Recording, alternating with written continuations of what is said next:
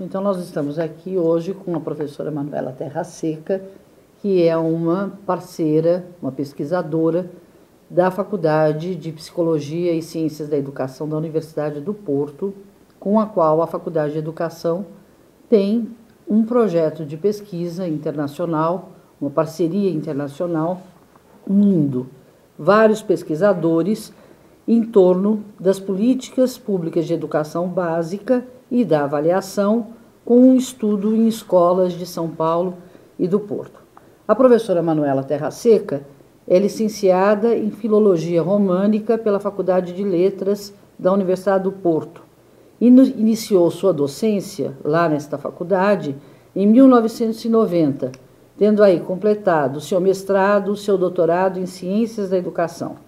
Manuela é autora de uma extensa obra voltada ao tema da avaliação, destacou-se muito como investigadora do Centro de Investigação e Intervenção Educativa desta Faculdade de Psicologia e Ciências da Educação da Universidade do Porto e lá também desempenhou vários cargos diretivos com uma vasta obra, então, científica sobre os temas da avaliação.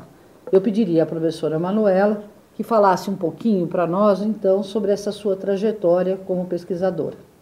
Muito obrigada, Sónia. Muito boa tarde a todos. Na verdade, quando eu comecei a trabalhar na Faculdade de Psicologia e Ciências da Educação como professora, eu tinha sido anteriormente professora do ensino básico.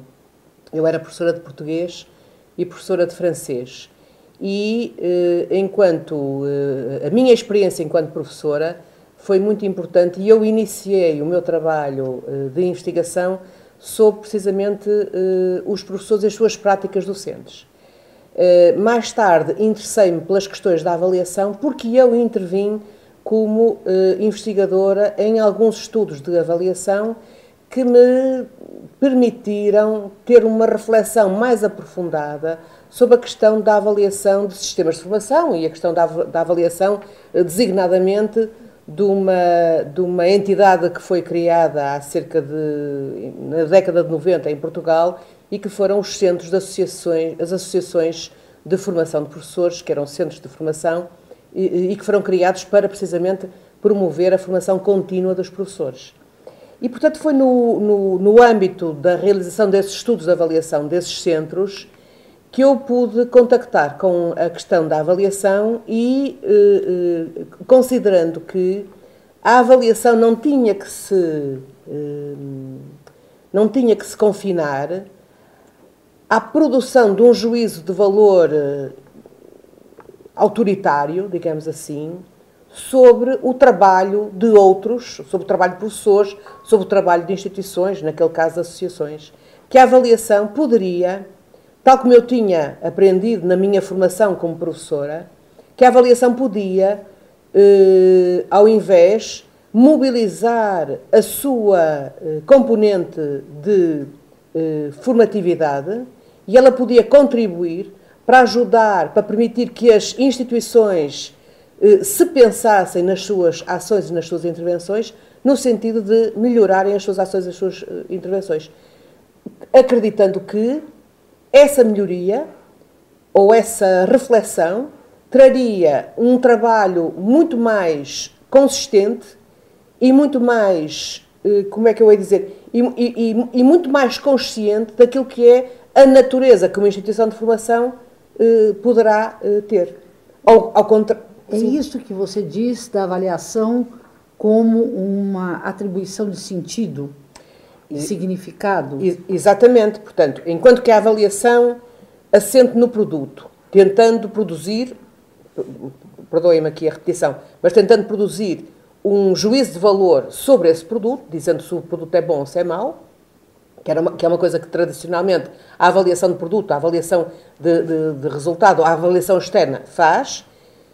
O que nos foi, enfim, a mim e outros investigadores com quem tive a sorte de trabalhar, foi-nos interessante pensar que a avaliação era um momento, ou era uma oportunidade, melhor dizendo, não era um momento, é uma sequência de momentos, ao fim e ao cabo, mas que era uma oportunidade riquíssima de permitir que as próprias instituições pensassem os seus modos de intervir, pensassem esses seus modos de agir e de intervir em relação com aquilo que se propunham, portanto, aquilo que eram as suas finalidades máximas, também acertar essas finalidades, porque muitas vezes a finalidade de um projeto, os objetivos que traçamos para um projeto são objetivos que são previamente traçados e depois o projeto vem-nos demonstrar que há outras prioridades e que há outras questões igualmente interessantes e muitas vezes esse constatar que o processo nos trouxe informações importantes é lido negativamente pela avaliação, ou seja, a avaliação de produto diz se os objetivos não foram integralmente cumpridos, se houve alteração de objetivos, houve um desvio na avaliação e, portanto, a avaliação, o juízo de valor é negativo.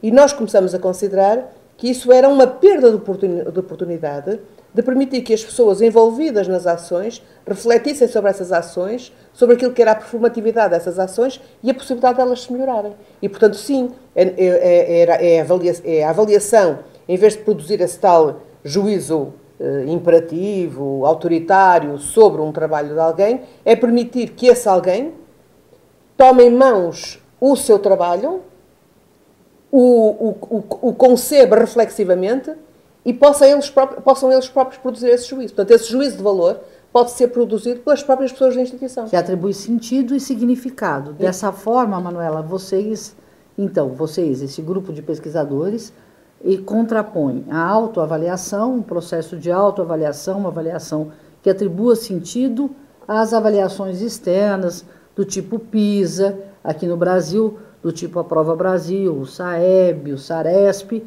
que são avaliações de produto.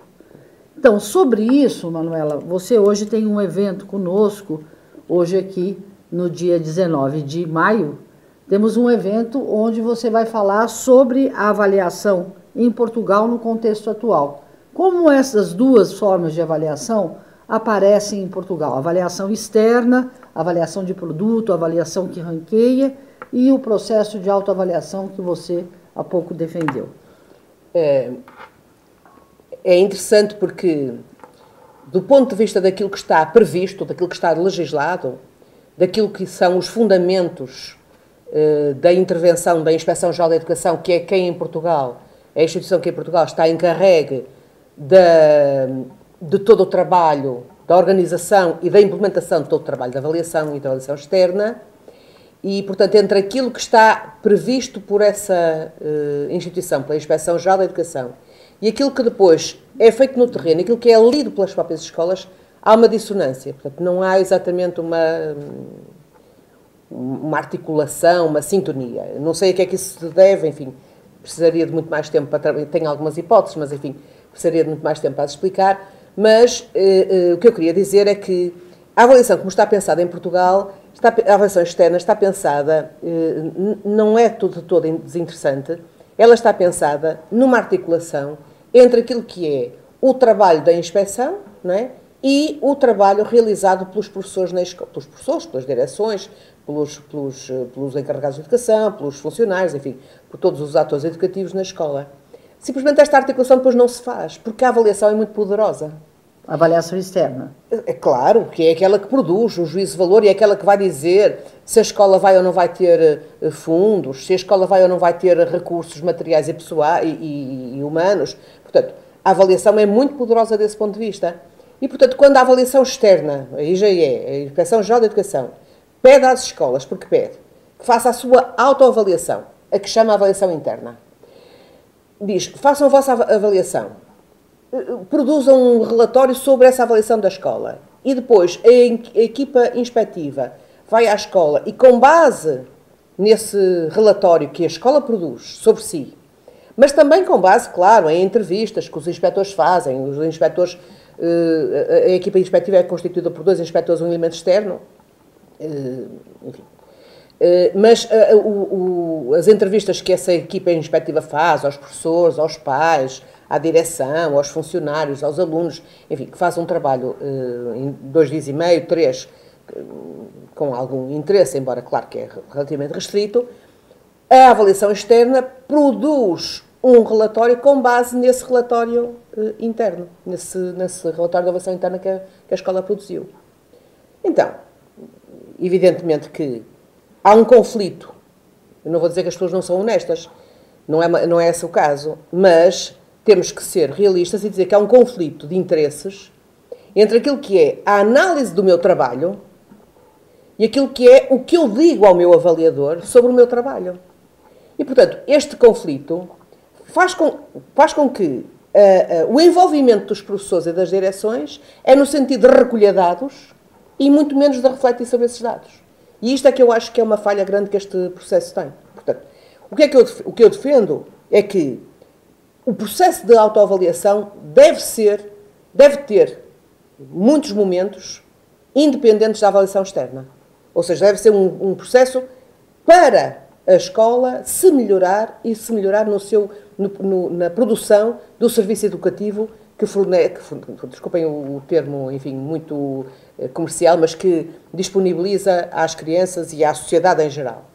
E, portanto, essa reflexão, essa capacidade de refletir sobre esse trabalho não deve interferir naquilo que é o juízo de valor que a inspeção vai produzir sobre a escola. Porque não tem interesse nenhum. Portanto, esse juízo de valor tem um valor punitivo, sancionatório, e do ponto de vista da melhoria da educação num país, não interessa muito que eu tenha, entre aspas, castigado a escola A e B e premiado a escola C e D. O que eu quero, o que é importante que aconteça, é que a escola A, B, C e D se encontrem em trabalho educativo que seja útil, interessante e mobilizador das novas gerações, formador das novas gerações. Nesse sentido, portanto, o que eu queria aqui retomando dizer é que, do meu ponto de vista, o trabalho de autoavaliação deve permitir, quase exclusivamente, que as escolas pensem os seus documentos internos, repensem o seu projeto. Nós não chamamos projeto político-pedagógico, mas é um projeto que corresponde mais ou menos a esse, ao que aqui vocês designam de projeto político-pedagógico. Portanto, pensem o seu projeto educativo, pensem aquilo que é o contexto social, económico e cultural no qual estão inseridas e que trabalhem no sentido de melhorar esse seu serviço educativo, essa prestação educativa. E isso pode ser feito em vários níveis, sobretudo em várias dimensões. Pode ser na dimensão, por exemplo, da direção da escola, que também tem que se repensar, pode ser a nível, por exemplo, da sala de aula, onde é muito difícil, tradicionalmente é muito difícil entrar nas salas de aula, e, portanto, é importante que a escola e que os professores entrem nas salas uns dos outros sem ser alguém externo de fora que vá lá com aquele ar inquisitorial, etc., não é? Portanto, que haja esta troca, esta partilha, porque eu creio que os professores têm muito a aprender uns com os outros e a ensinar uns aos outros. E, portanto, é esse modelo de avaliação, de autoavaliação, de alguma forma, que eu defendo. E não aquele outro que a inspeção pede, que é a escola recolhe informações, dados. As pessoas gastam tempos absolutamente absurdos nessa recolha de dados, que são dados que às vezes pouco interessam, são dados que já existem. E são estes dados que, posto pela inspeção depois, vão permitir o ranqueamento? Não em absoluto, porque em Portugal, tal como aqui em São Paulo, o ranqueamento não é feito pela entidade oficial, não é feito pelo Ministério. O Ministério disponibiliza dados que têm outro tipo de informação, são uma coisa completamente à parte, e o ranqueamento é feito pelos órgãos de comunicação social. Ou seja, o ranqueamento é muito grave. Portanto, a inspeção não faz ranqueamento. O que a inspeção que faz é produz relatórios que são publicados, são colocados na internet e podem ser consultados por qualquer pessoa que tenha acesso a esse meio de difusão. E, portanto, as escolas têm a possibilidade de construir uma espécie de um contraditório, relativamente, se não concordarem com o relatório, mas a inspeção o que faz é essa produção desses relatórios que ficam disponíveis. Há uns anos atrás, a inspeção organizou uma espécie de não sei como é que é dizer, de patamar para as escolas de acordo com os seus níveis culturais e económicos, etc. E, portanto, cria uma espécie de categorização, sim. Portanto, mas, de qualquer maneira, em absoluto, eu não posso falar de ranqueamento quando falo do trabalho da inspeção. O ranqueamento é mas feito... assim, mas o ranqueamento é com base numa nota, que é produzida daí de que forma? Por isso é que eu digo que, apesar de tudo, o trabalho da inspeção é um trabalho que é possível ser recuperado e de ver coisas positivas nele, apesar de tudo. Enquanto que o ranqueamento não, é uma coisa absolutamente, enfim, absurda. O ranqueamento é feito, basicamente, pegando naquilo que são as classificações que os alunos obtêm em exames externos, nas classificações que os alunos obtêm na avaliação interna, na classificação que os professores fazem dos alunos, e, enfim, a distância entre estas duas medidas dita o lugar no ranking. Mas a avaliação externa é feita pela inspeção, a prova em si. Sim. Não pela inspeção, mas pelo Ministério da Educação, pelo Instituto de Avaliação Educacional, sim. É feita pelo Ministério, sim. Mas, de qualquer maneira, no ranqueamento, deixa-me só explicar isto, que eu acho que é importante. Há aqui uma coisa que é... Porquê é que eu digo que é absurdo? Porque, enquanto que a avaliação externa é a classificação que os alunos obtêm no exame, pronto, é aquela prova, dura 2 horas, tem a nota que tiver. A avaliação interna, aquilo que é a classificação que o professor atribui àquele aluno, ela vai buscar um conjunto de circunstâncias educativas que é muito mais complexo e que corresponde muito mais àquilo que é o trabalho educativo da escola. E, portanto, vai ter em consideração aquilo que é digamos, traços as atitudes cívicas do aluno, as capacidades de estudo, a sua possibilidade a sua evolução ou involução, aquilo que é a sua capacidade de trabalhar conjuntamente, aquilo que é a sua capacidade de argumentar, enfim, algo que é muito mais complexo e que corresponde muito mais, do meu ponto de vista, àquilo que é o trabalho formativo que a escola promove. E, portanto, comparam-se duas coisas incomparáveis, não é?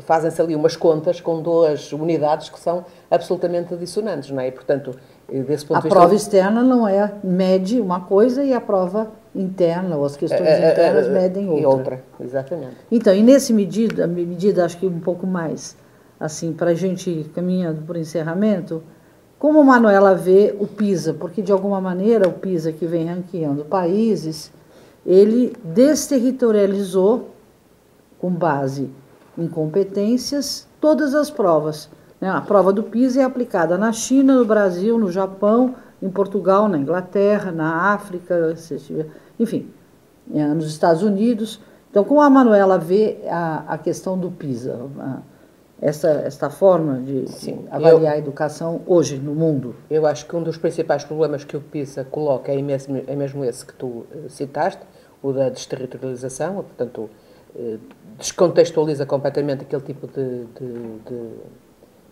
resultados, não é? E de saberes. Por outro lado, também comparem coisas incomparáveis, não é? Como é que eu posso, enfim, pensar em avaliar com o mesmo instrumento o trabalho que é feito por crianças nos Estados Unidos, no Gabão, na Somália ou em Portugal, enfim, ou em Brasil, etc. Não é? Portanto, são coisas absolutamente que são até arrepiantes quando nós pensamos naquilo que é a diferença contextual deste tipo de exigências que se fazem às crianças, não é?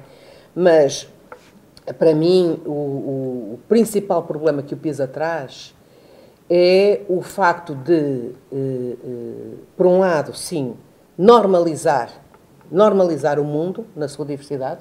Portanto, há uma tentativa de fazer com que os sistemas educativos confluam para um único estilo, um único tipo de educação e daquilo que é o produto educativo, não é? Portanto, há essa normalização que me parece absolutamente que nós chamamos de padronização. Sim, mas eu quero dizer isto, é normalização no sentido de que é tornar norma qualquer coisa que devia ser divergente, diverso, específico, idiosincrático. É essa normalização, e outro efeito que tem é o efeito da competição entre países, porque o efeito da competição entre países faz com que os sistemas educativos, portanto, haja uma pressão política para que os sistemas educativos se organizem de forma a responder positivamente aos testes do PISA. E toda a gente sabe, enfim, sabe-se que o PISA incide em avaliações sobre a capacidade de leitura, do saber matemático e do saber em ciências. E a vida e as aprendizagens na escola não se resumem à leitura, nem à matemática, nem às ciências, ainda que a leitura, a matemática e as ciências sejam extraordinariamente importantes na vida das pessoas e das escolas também. E, portanto, há toda uma pressão sobre todos os países no sentido de se organizarem curricularmente e investirem nos seus sistemas educativos no sentido de intensificar quer a formação de professores, quer a ajuda aos alunos, quer a organização curricular, valorizando estas 3 áreas. E, portanto, considerando que a formação do ser humano, a formação das novas gerações, é uma formação que é instrumental ao exercício de uma determinada posição no mercado de trabalho e, portanto, a escola o que tem que fazer é isso mesmo, é preparar não sujeitos que vivem no mundo, sujeitos do mundo, pessoas que vivem no mundo, mas sujeitos que disputam um lugar no mercado de trabalho, porque também, como nós sabemos, neste momento o trabalho não é um direito, é uma conquista. Pelo menos não é que eu concordo com esta ideia, mas esta é a ideia que tem perpassado. E, portanto, o sistema educativo vai-se organizando sem que haja uma ligação direta em termos daquilo que são as definições políticas, entre, portanto, a organização dos sistemas educativos e os resultados do PISA, mas, sem dúvida nenhuma, que os sistemas educativos nacionais vão pressionando através das suas leis, das suas orientações, etc., no sentido de a formação ser uma formação muito proficiente nestas áreas e descurando todas as outras. Designadamente, em termos da formação, por exemplo, da formação dos indivíduos em termos daquilo que é toda a área artística, toda a área da sensibilidade ao mundo que nos rodeia, da capacidade de construir argumentos, por exemplo, porque eu só tenho que ser boa em leitura, não tenho que ser boa em produção de texto. Portanto, eu não tenho que produzir bons argumentos, eu não tenho que expressar o meu pensamento e argumentando-o, eu apenas tenho que ler o pensamento do outro. Portanto, para mim, estes 2 efeitos são os efeitos que, do meu ponto de vista, são mais pesados e mais preocupantes relativamente ao PISA. Então, a gente agradece a participação da Manuela e termina dizendo a importância, então, dessa parceria e desse projeto internacional que nos coloca valorizando as escolas naquilo que elas produzem como capazes de formação de um sujeito que efetivamente veja sentido na sua formação e participe do mundo como cidadão. Obrigada, Manuela. Obrigada, Sânia.